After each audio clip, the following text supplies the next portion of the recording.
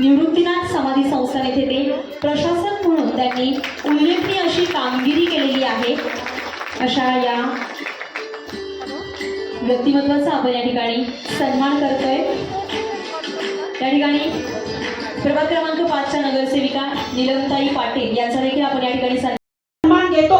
तिथं संपत नाही, सन्मान मिळाल्यावर नवीन आपल्याला एक मनातून आणि जागृती, आपल्याला कामाचं व्याप वाढलाय, आपलं समजायचं आपल्याला जबाबदारी पडलेली आहे। आपण आपल्या आपल्या क्षेत्रात काम करायला पाहिजे। आज त्या वर्षाचं 12 प्रोग्राम तर त्यांचं विचारीचं असतातच। मी त्यांना म्हणते, मेघाताई तुम्ही हे कसं करता हो, कसं जमतं?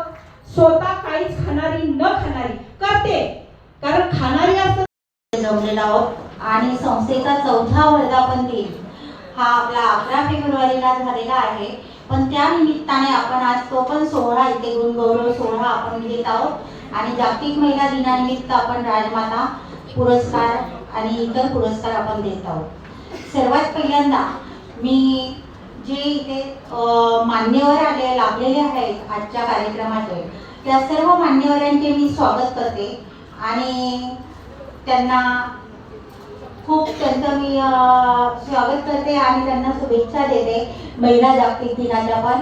आणि तुम्हा सर्वांचे स्वागत म्हणून। महिला म्हणजे शक्ती, महिला म्हणजे माया आणि तिच्या कर्तृत्वानेच घराला मिळते छाया। तिच्या पावलांनी प्रगतीची वाट तयार होते, तिच्या स्वप्नांनी नवं आकाश साकार होतं।